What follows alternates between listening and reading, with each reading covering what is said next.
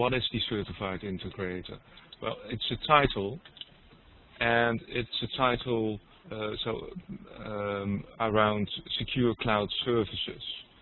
We have introduced this new title into the market at the beginning of this year. And why did we do so? Well, we have seen in the market that there is still a great reluctance in embracing cloud computing.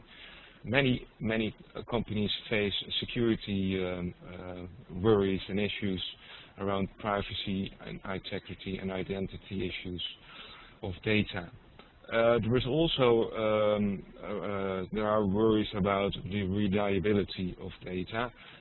So that's about managing availability, the quality, and the continuity. That of course can be solved by service level agreements, but it all has to do with IT service management, the latest bullet, of course. So there is a strong relationship with cloud computing and security and service management. So that's why we have chosen for an integrated approach, because companies today, they are looking for generalists with solid knowledge in adjacent domains.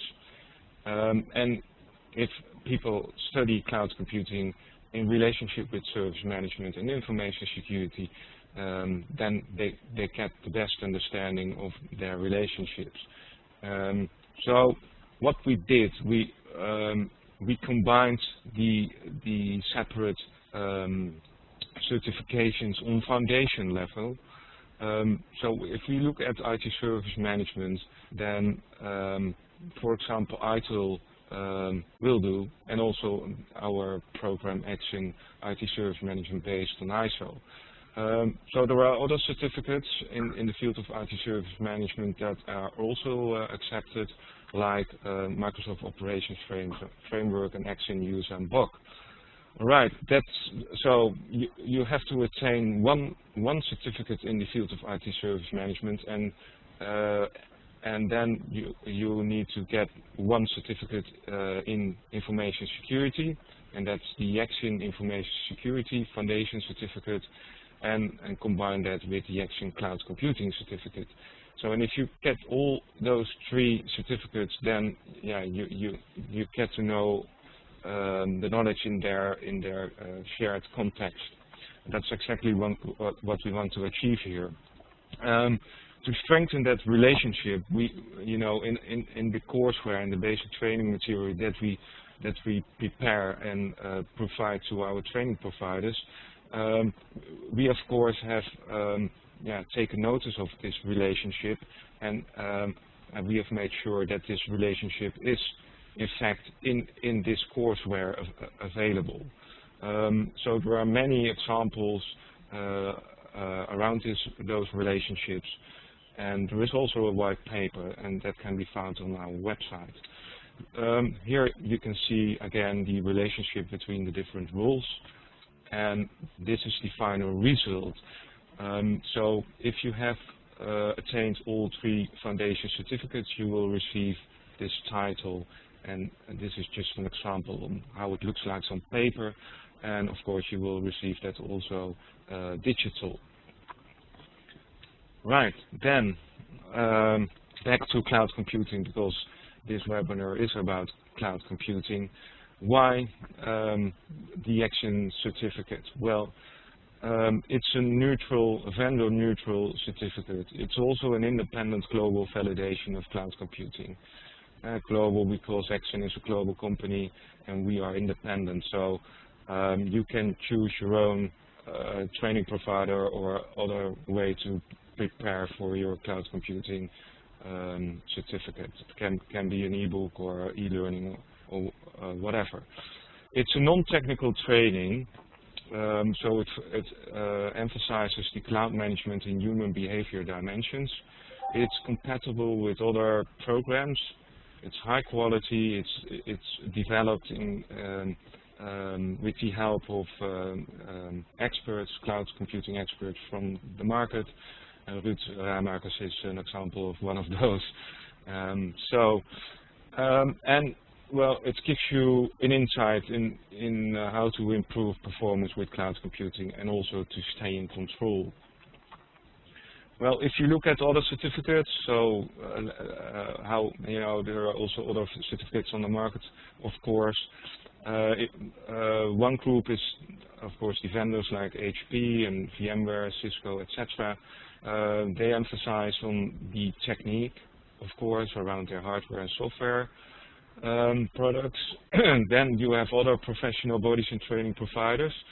They concentrate on technique and processes, a little bit management, and EXIN focuses on process, people, and management, a little bit technique. So the positioning is different than the others in the marketplace. So what's in it for you? Well, you will acquire knowledge from a management, people, and process perspective. And of course, you will get an individual certification as proof of your knowledge. And that's from an independent global validator. And you will be prepared to facilitate organizational change, because cloud computing will have an impact on the organization. And that's something that Ruud Ramakers will certainly going to tell you. So Ruud, go ahead. I will give you the presenter role. Okay. There you go. Good luck.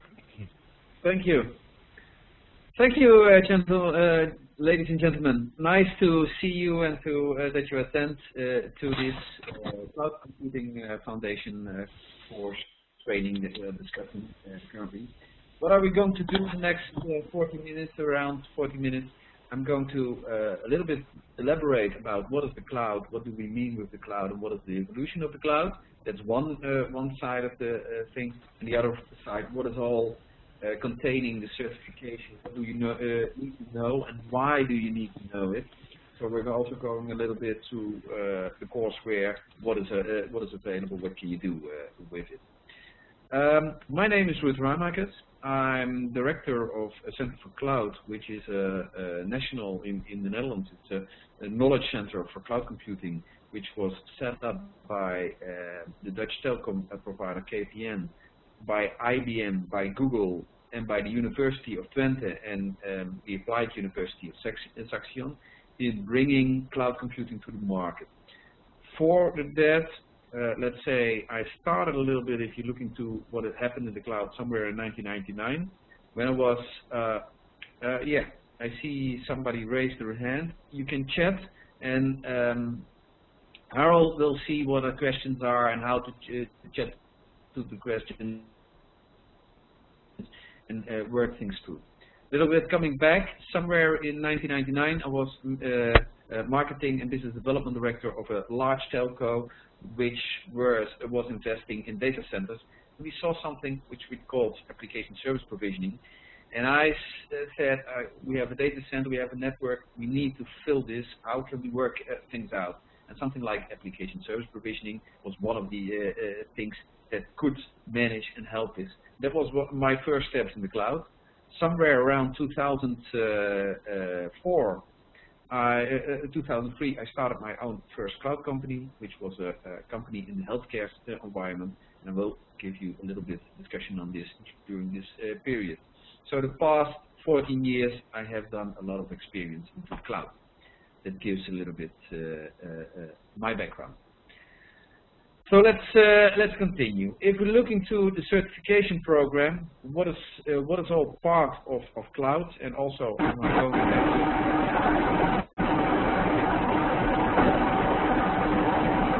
have a question. I don't hear you currently. What is all part of what you need to know? That's partly the principles of cloud computing. Implementing and managing the cloud, that's something which is part of the certification. Using the cloud, how are you using the cloud?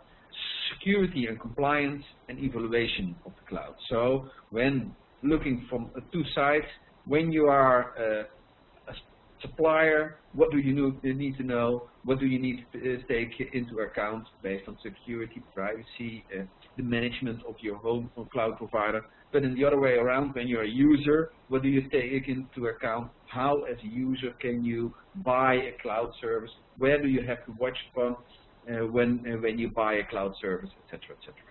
So that's part of the cloud. Course objectives, if you're focusing on what you want to know, you see those principles are also the course objectives. Coming to cloud computing. Cloud computing is such a nice area. Why do I think it's such a nice area? Because it's really changing the world as it is. And that's why I put in this slide of, for instance, Charles Darwin, what he said. It is not the strongest of the species that survive, nor the most intelligent that survive.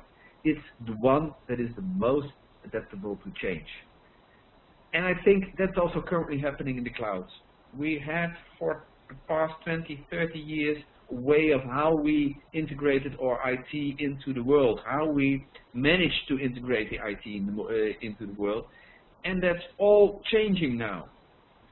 And the companies, and we saw research last week ago, the companies that really are lying ahead in the market, producing more, doing more than other companies are currently using cloud. So the cloud is really changing the environment. How was that possible, and what is happening? If you look into the future, to the past that we saw all types of developments into the cloud.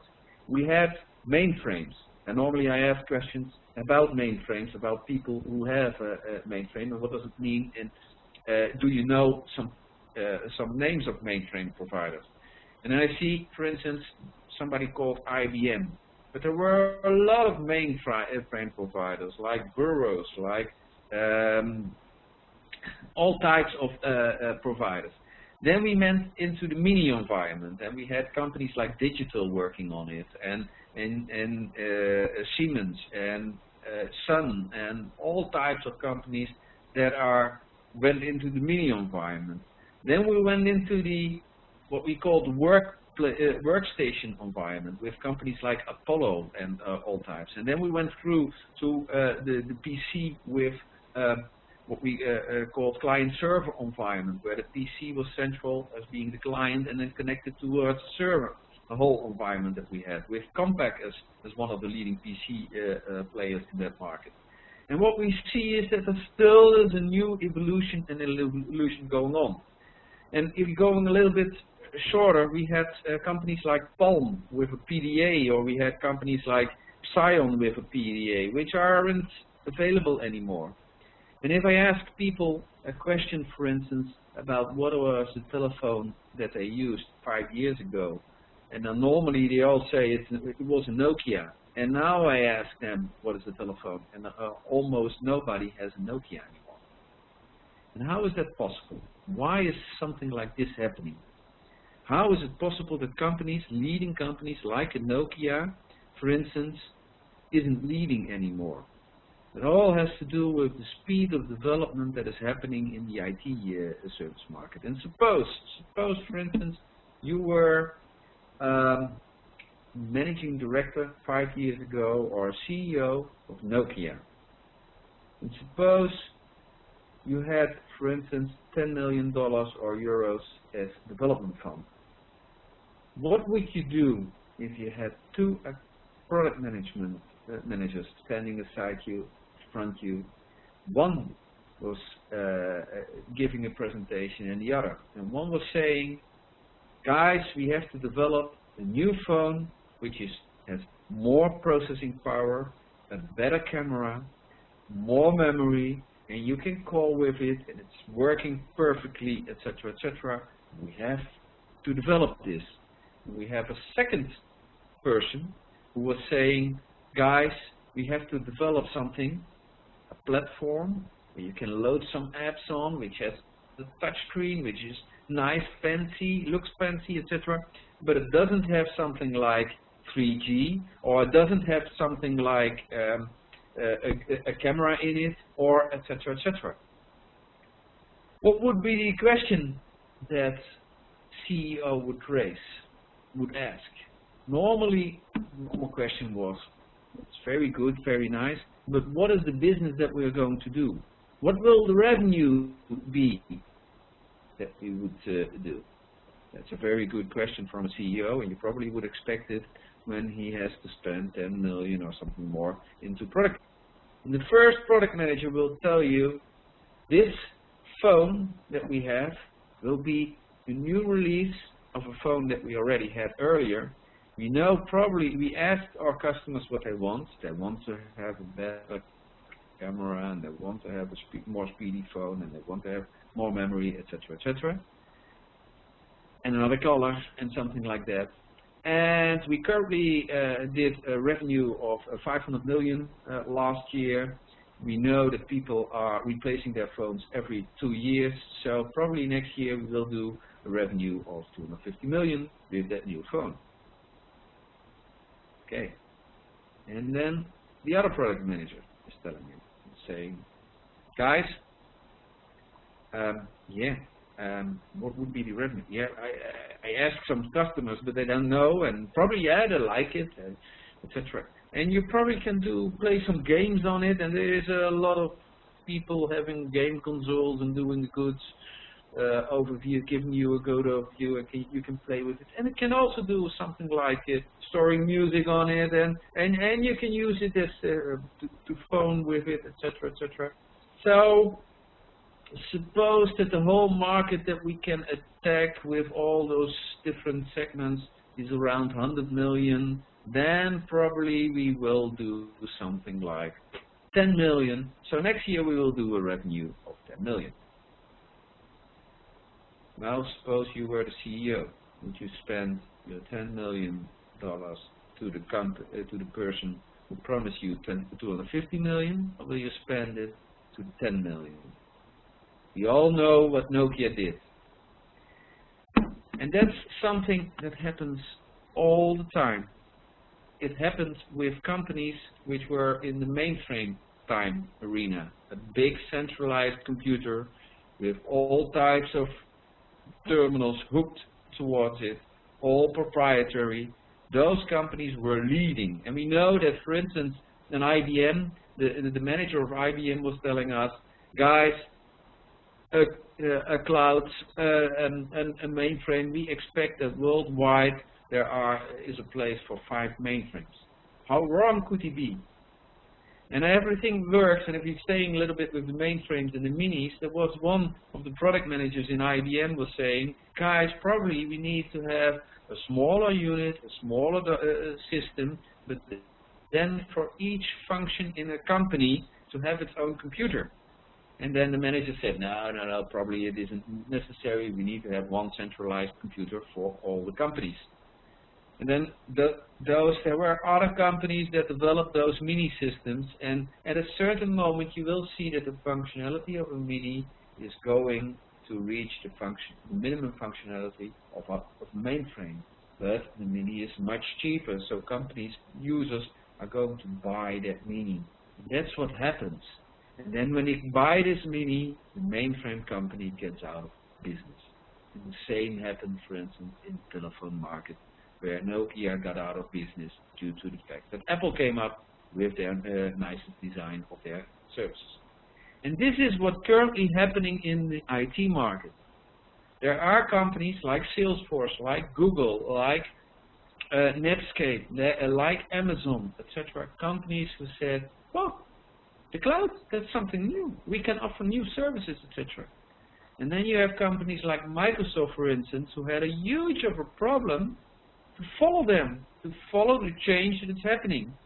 And it's not only the same thing what happens at the market from suppliers, it also happens internally in companies, where the classical IT people say, no, we don't want the cloud. No, let's stay out of the cloud. We don't have control. We don't know the security. We don't know where the data is standing. We don't want it.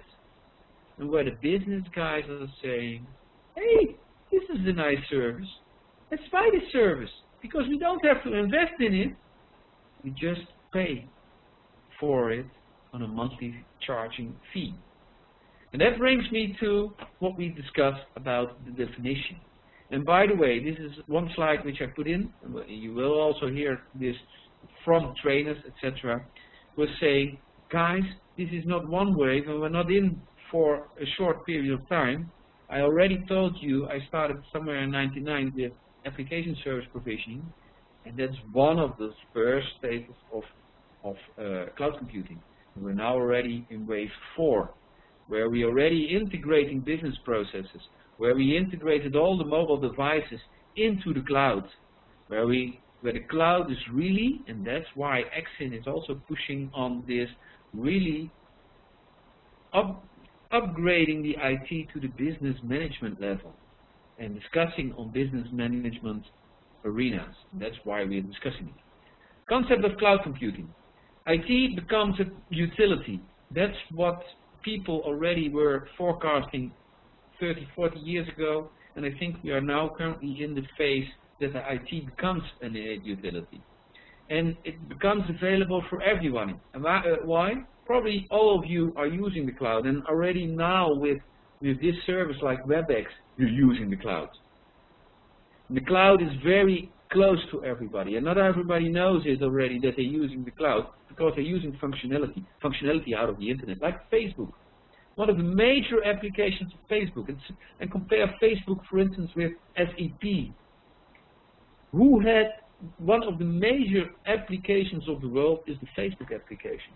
There are 1 billion people all working together, exchanging data between each other in all types of fashions.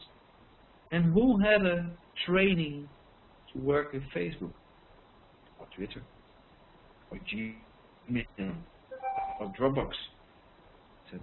Nobody. But if you want to have a training, if you want to work with SAP, you probably need a week training to get the first impressions about how SAP works. That's something different. That makes the change, focus on the change, a lot of different. We have all types of definitions in the cloud. That makes it very difficult for people, and that's why it's essential to come to a course where you can get the exam of EXIN, for instance.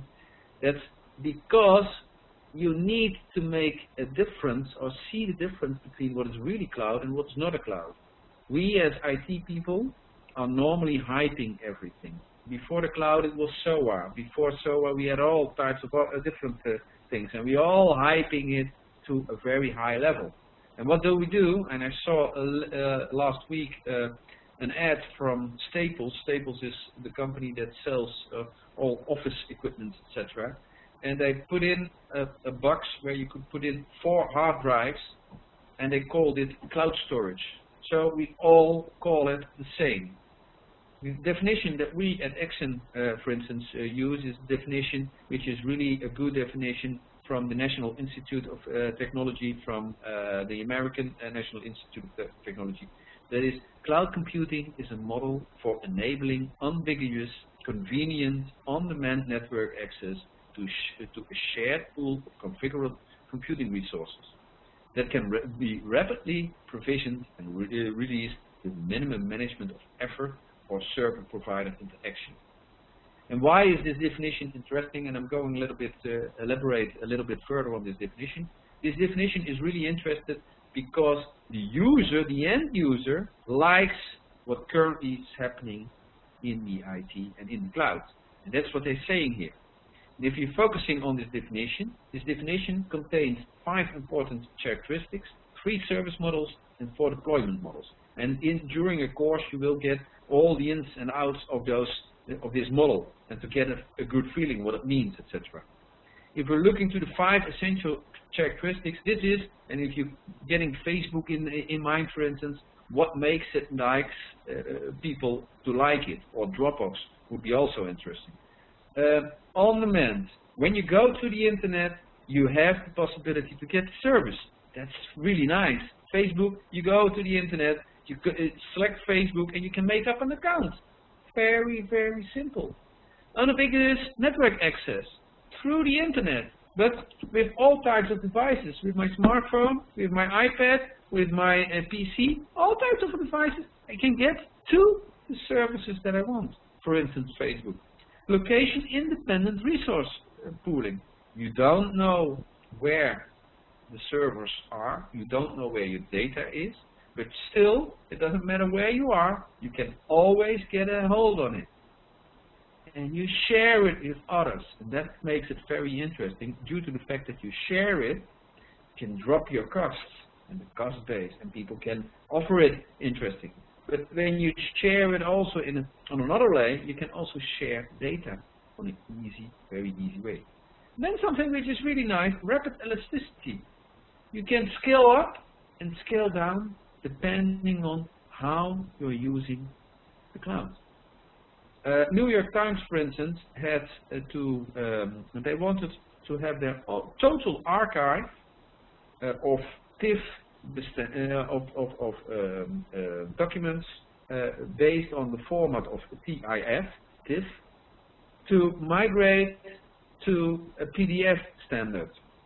They scaled up 300 servers from Amazon during one weekend, and after that weekend they really had transformed their total archive to PDF. And they just did it in 48 hours. They didn't have to buy any servers. They were already available at Amazon. They scaled down after the 48 hours, and they just paid some amount around $100. $100 for doing something like that. Scaling up 300 servers, scaling down $100. And that's the fifth nice characteristic of cloud computing. It's pay as you use. So just paying for what you use. The 200 servers or the 300 servers from Amazon during 2 days, and then scaling down. Elasticity and pay as you use. Those are the 5 characteristics which makes the cloud really successful, which makes why people are willing to have and to go to the cloud. Then we have 3 service models, and I'm going to let you see a little bit based on pictures. One is infrastructure as a service, and this is, for instance, the data center of Microsoft in Ireland, where you see that it's completely automated. Infrastructure as a service means that you get, for instance, a server, storage, etc. out of the internet. You don't have to have it by yourself. No, you get the infrastructure based on the 5 characteristics from yourself. And this data center, if you suppose looking like this, Microsoft is entering containers completely filled with 10,000 servers in it, etc. When a server goes wrong, no problem. When 2 servers are broken, no problem. The servers will take over. When 1,000 servers are broken, they put out a container, bring it into the factory, bring in a new container, and place it back in their data center. It's completely automating everything. Then we have something what we call platform as a server, and you can compare that a little bit with what we see with Lego. Companies already build all the building stones of a cloud, and you will get more information on this during a training for this exam. Build all those things as a standard platform, components, and you can make your own applications. And that makes it, for instance, for corporate companies really interesting to speed up and make really speedy their own applications based on the cloud. And that's platform as a service. And the last one is software as a service, and that's something like you see with, for instance, Facebook, but in the corporate world, you probably heard from Salesforce or Netscape. And what you see already is that we are already growing very hard, because what I'm here and let you see a little bit a market figure from Forrester last quarter of 2011, and they already see that approximately 25% of all the companies already using a CRM online, so out of the cloud. So it's really going very quickly.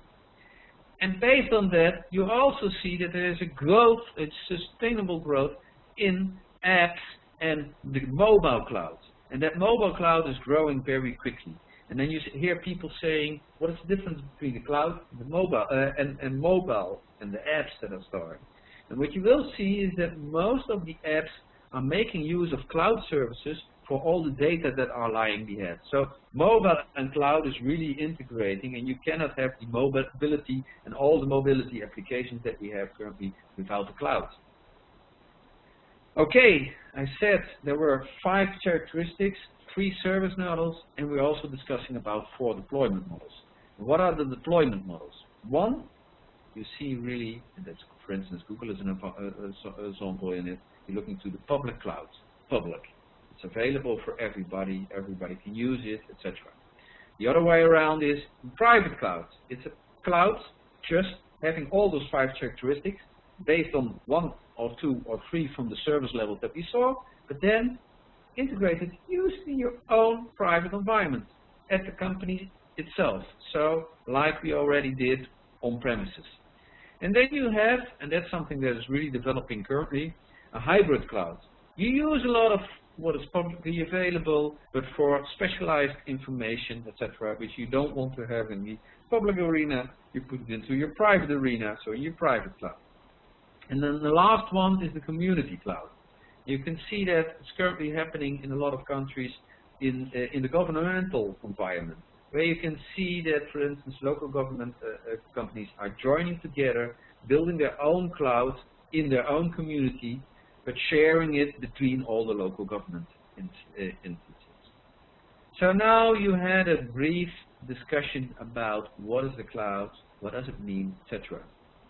And to handle it, you will see there isn't one cloud. All companies are using it, and you get all types of services like testing as a service and management and then governance of a service, etc., etc.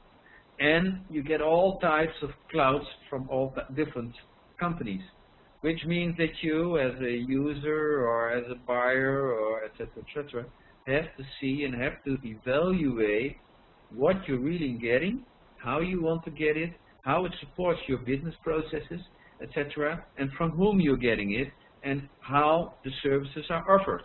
So you need all those things going around. And how far are we now? And I'm going a little speeding up about what is the drivers, what is the market, what is going to happen.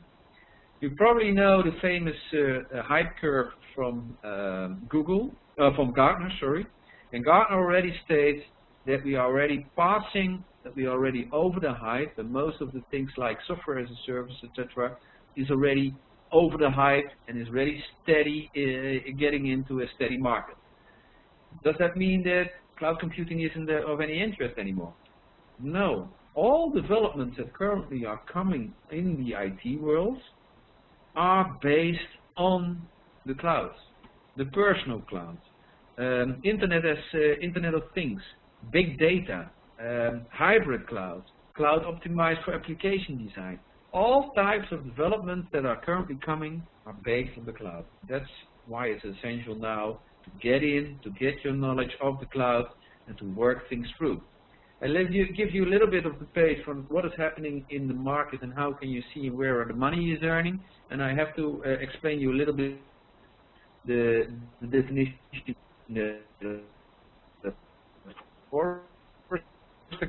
of the cloud. You see on that's a cloud. It's not standing in your own data center, but it's standing in the data center of a customer, or of a data center provider, or a cloud provider. But he's reserving part of his cloud infrastructure, especially for you as a company. And then you see below, you see the things like infrastructure, middleware, applications, which you can look a little bit like infrastructure as a service, platform as a service, software as a service, and they also have information and business processes, the layer above information processes as a service. And they did this, and I'm going to explain it, because this gives the market figure what is currently happening in the market.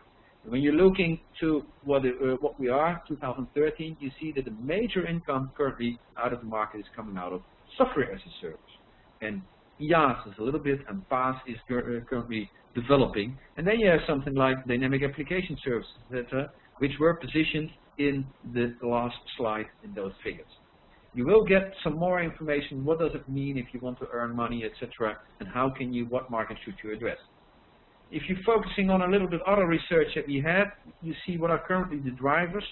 Mostly it's costs, and then you get scalability and agility.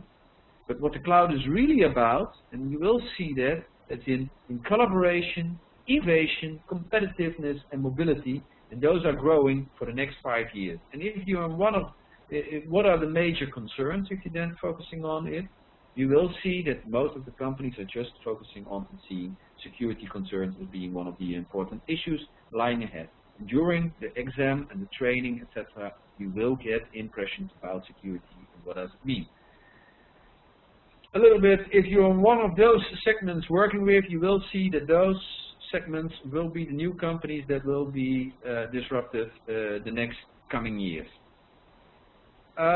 We will see a total transformation of the market. We will see cloud infrastructure providers, PaaS providers, cloud builders, cloud VARs, etc. The total way that we are dealing with all types of companies is going to change. And you already see that a lot of companies have problems in moving into the SaaS, and there are coming up new companies like Salesforce, etc., getting into this marketplace and building up a really nice environment.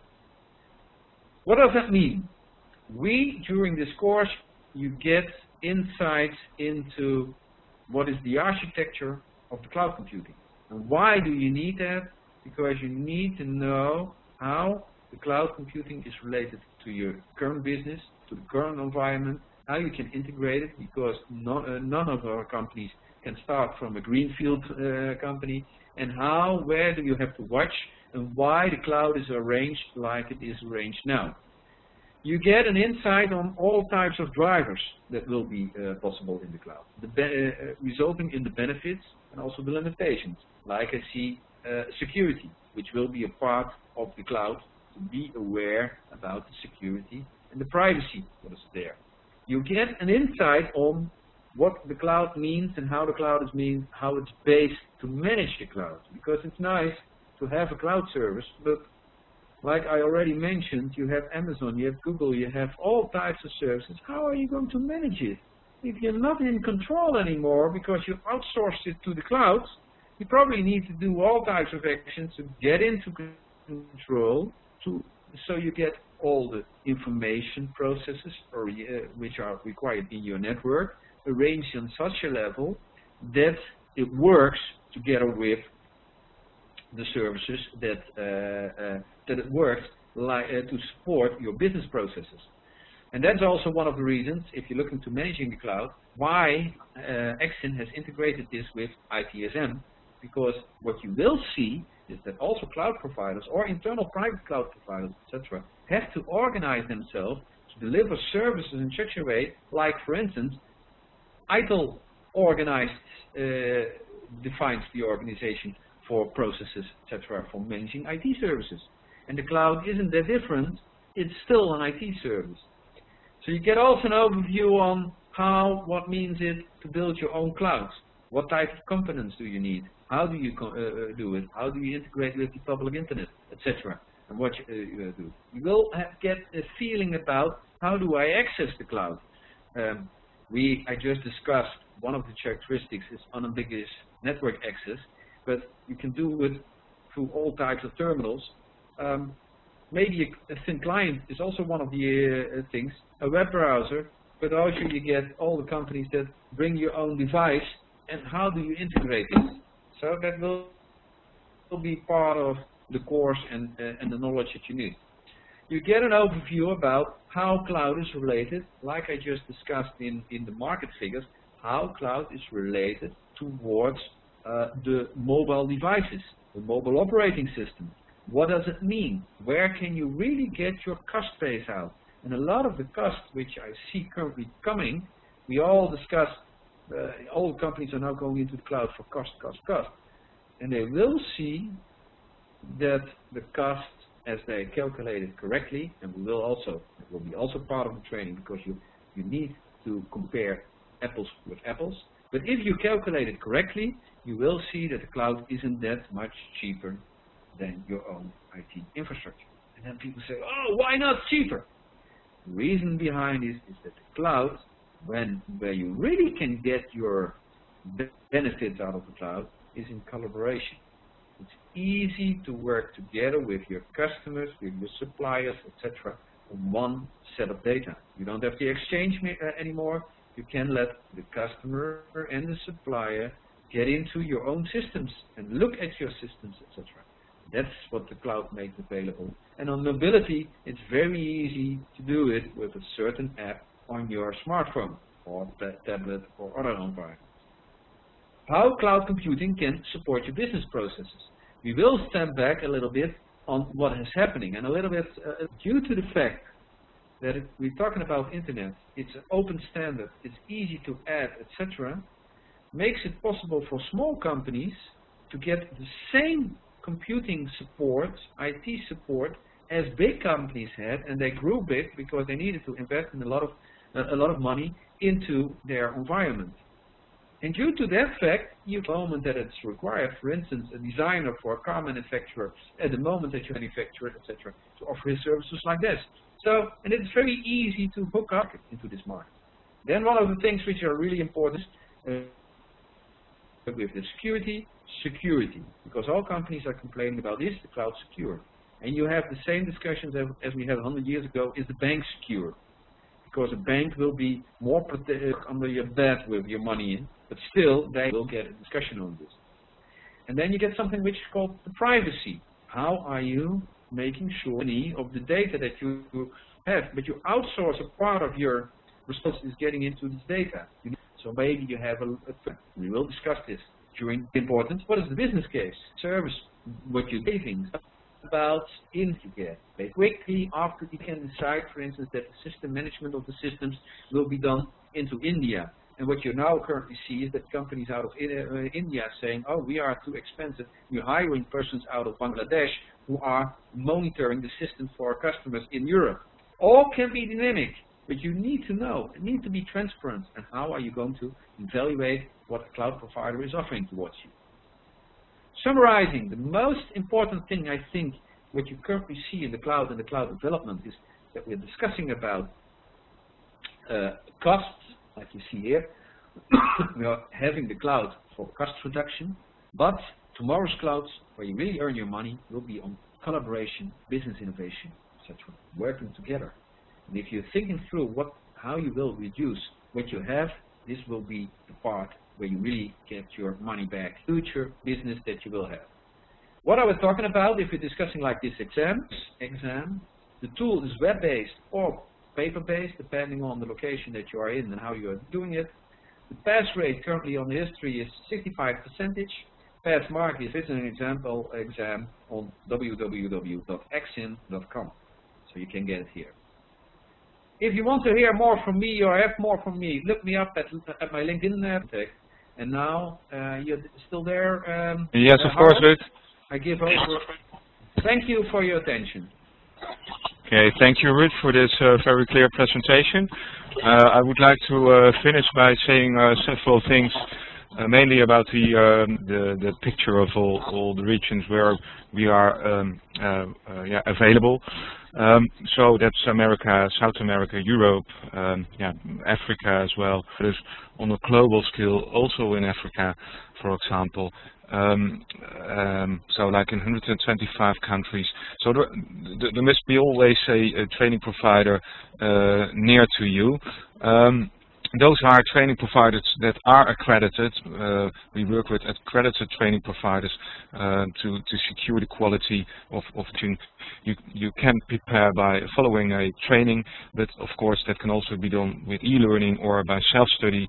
And for self-study we have a workbook available that's called the Workbook EXIN Cloud Computing Foundation. You can find that on the internet, and you see a link here down below, see info on website. There are other ways to prepare. We have a preparation guide also available on the website that goes into the subjects and how the subjects relate to the exam questions, the importance of each subject and how they are weighted in the examination. There is also a sample exam, so you can actually see how much you already know and if you need to study some more. Then the exams are available in the following languages: Spanish, Portuguese, then in Dutch, in English, in the French language, German language, and Japanese language. There are several ways you can do your exam. For example, we have exam centers around the world with Prometric and Pearson VUE. In the Netherlands we have the Open Universities, and of course our training providers also, most of them are also an accredited examination center. And then, of course, finally but not least, we have the online examination method. That's a method where you can do your exam at home, at the time that's most convenient for you. So yeah, and that's also, if you go to that website, that's also explained, how to start up that online service. So, having said that, now I think you must know what this certification is about, what you will learn, and how you can get that certification. So, if there are questions, please raise your hand or let me know by chat.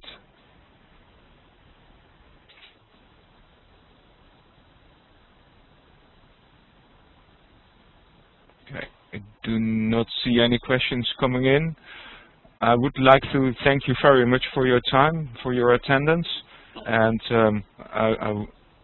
all right, there's a question coming in from Adam. Adam, hello. Adam, are you? I try to unmute you. Yeah, hi, how are you doing? I'm fine, thanks. Yeah, thank you. This is very excellent presentation, so right now I understood very good. But the question is for the exams, what is the code of the exam to register online? I mean the prometric. The prometric code, that's a good question. I do not know that from the top of my head, but I will send you an email, Adam, telling you the code. Is that okay? Okay, not a problem. Thank you very much. I appreciate it. Okay, I will send you that code for prometric. Okay. Okay, you're welcome, Adam. More questions? Thank you very much. No. Okay, in case you have other questions, you can always send an email. My email address is harold.vries@exin.com. It's probably also in the invitation. So, do not hesitate. We are always happy to answer your questions. Okay, thank you again very